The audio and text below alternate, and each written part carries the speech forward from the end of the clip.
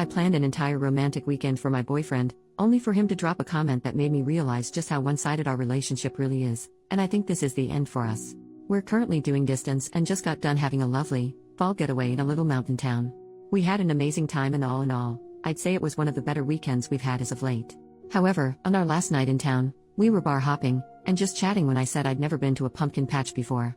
He seemed to have an aha moment and responded along the lines of, "Oh, that makes sense. I was wondering why you hadn't taken me to a pumpkin patch yet," and just chuckled a bit, but it didn't come off very light-hearted like the conversation had been prior. Now, normally something like this wouldn't get a second thought from me. But in the 2.5 years we've been together, a constant point of contention was the lack of effort or planning I put into the relationships and dating. Mind you, this entire weekend trip was planned and paid for by me, as was the last weekend visit we did before this one as well. His argument that I don't plan things has never sat well with me, since it's a blanket statement that just isn't true. I've planned many a date, reservations for job opportunities, at-home quality time, etc., but conveniently during a lot of those plans, they don't pan out because he starts an argument with me over something: what I'm wearing, why I didn't tell him to dress up more, ogling other men while on said dates. Or if I make plans with other friends and family, he gets passive-aggressive and scolds me for never putting the same amount of effort into him as I do them. Part of why I can't get over this comment is because the last visit we had where I went to his hometown, he commented on the pumpkin patch his city puts on every year. He mentioned how he's gone a handful of times and that it was a go-to date for him back when he was single. Am I wrong for feeling weird about all of this? He's always portrayed himself as a traditional and provider type of man, but the majority of the relationship I've been the breadwinner. I've helped him an ungodly amount financially, and I've sacrificed a lot of time in relationships with family and friends, and even prioritized him and the relationship over my own work and graduate school responsibilities. In hindsight, I 100% feel like he love-bombed me hard, and who he is now is nothing like how he portrayed himself to be, or continues to think or see himself as. Typing this all out, I feel pretty icky, but I'm just wondering if I'm overthinking things at this point. OP comments 2 hours later. Wow, ladies. I was not expecting this much of a response in the slightest. I'm shook. The gasps I've been gasping have me a bit shaken. Thank you so much for all the feedback. Gentle, harsh, or somewhere in between. Reading my post back and realizing I let this man back into my life after attempting to leave a few months ago has me feeling a bit sick. In a way, I've known the cycle with hasn't been good, but I've been afraid to break it and naively hopefully things would change. The manipulation runs deeper than I even realized before so many of you commented after getting such little detail and backstory. I'm processing, reflecting, and trying to keep from falling apart completely. I know what the woman was before him would do, and that's what I'm leaning on right now. Update, 9 days later. Hi all.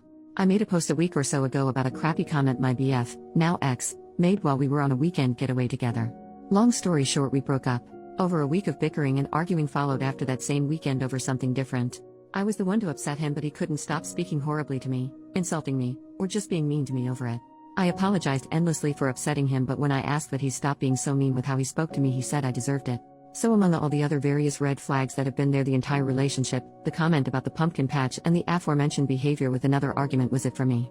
He was taking out his financial situation and lack of employment on me, saying I didn't deserve to complain about anything. One of my 2 jobs gave me a 2-week notice during all this, and I was blindsided by it. That I should be grateful for having a master's degree, which I have loans for just like my first degree, and that losing one of my jobs was just karma for me being ungrateful since I don't know what rock bottom looks like. This coming from his resentment that I've always had my family to lean on when needed. He called me a goody two-shoes, gated community kid that doesn't know crap about the real world, all while I've been the breadwinner and financial support for us both most of the relationship. He disrespected the hard work my parents did, 20+ years of military service each, and they both still work, to give me and my siblings the life we have, and I just couldn't deal after all that was said. I'll be getting the last of my belongings next week since we were already distanced, and I'll be rid of this narcissistic jerk forever after that. I have my master's graduation in December. I'm treating myself to an all-ladies retreat in Egypt as a celebration, which my ex had an issue with because I wasn't putting that money towards us, shocker. And I'm getting so much quality time back with my family after I let him isolate me.